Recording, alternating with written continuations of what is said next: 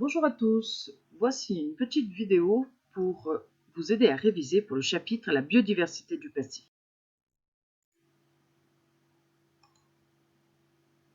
Vous avez appris comment se forment les fossiles en 4 étapes. Premièrement, un être vivant meurt et se dépose sur les fonds aquatiques.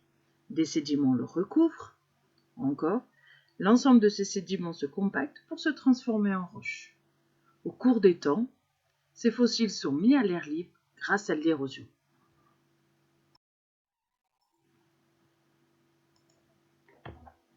La paléontologie, c'est-à-dire l'étude des fossiles, nous permet donc de reconstituer les milieux passés. Ici, nous retrouvons des fossiles étudiés et là, la reconstitution d'un écosystème marin. Il est bien différent d'aujourd'hui. Ainsi, nous pouvons comparer deux écosystèmes. Par exemple, ici, nous avons un écosystème marin il y a 540 millions d'années et un autre il y a 100 millions d'années. Les écosystèmes ont changé au cours des temps géologiques. Des espèces ont disparu et d'autres sont apparues.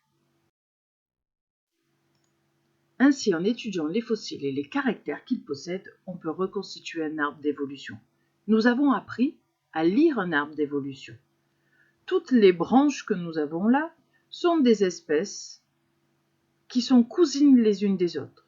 Si je veux retrouver l'ancêtre commun à ces espèces, il faut que je remonte l'arbre. Ici, l'ancêtre commun à l'ensemble de ces espèces est situé ici.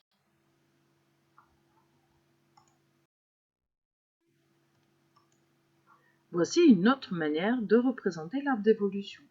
Cette fois-ci, les espèces sont représentées là. On peut remonter l'arbre d'évolution pour trouver l'ancêtre commun à la racine.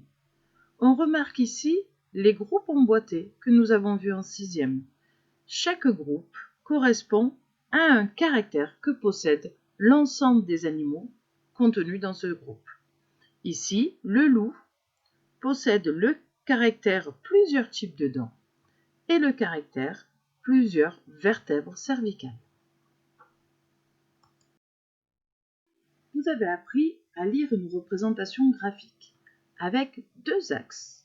Un axe indiquant le nombre de familles ou d'espèces et un autre axe indiquant le temps en millions d'années. On remarque ici que sont indiquées les périodes. Si je regarde ce graphique, une augmentation du nombre de familles m'indique une diversification. On remarque ici 1, 2, 3, 4 crises biologiques et ensuite à nouveau une diversification. Une crise biologique est repérée par une disparition, une extinction massive et rapide d'espèces. Une autre manière ici de le représenter, c'est par ces bandes épaisses. Ici, ce groupe-là est apparu. Il a subi une période de diversification. Ici, on remarque une crise. À nouveau, une période de diversification puisque la bande est plus large. Ici aussi. Et puis là, une forte crise, presque une extinction de ce groupe. Mais ce groupe s'est à nouveau diversifié pour être présent toujours au tertiaire. Quand on étudie l'ensemble des crises biologiques à la surface de la Terre, on peut repérer ici plusieurs crises. La biodiversité du passé a subi, à des temps réguliers, des extinctions massives d'espèces. Ces crises de la biodiversité ont été utilisées par les hommes pour déterminer et séparer les différentes périodes des ères géologiques. Mais alors, qu'est-ce qui a provoqué ces crises de la biodiversité?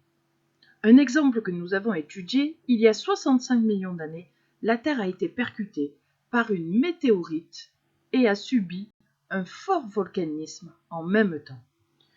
Ça a provoqué un immense nuage de poussière à la surface de la Terre, et donc l'obscurité. Cette obscurité a perturbé la photosynthèse.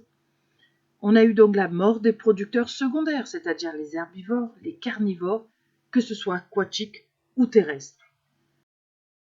Il y a donc une modification du climat rapide à la surface de la Terre, qui a abouti à une extinction massive d'espèces et donc une modification brutale de la biodiversité dont on connaît la disparition des dinosaures.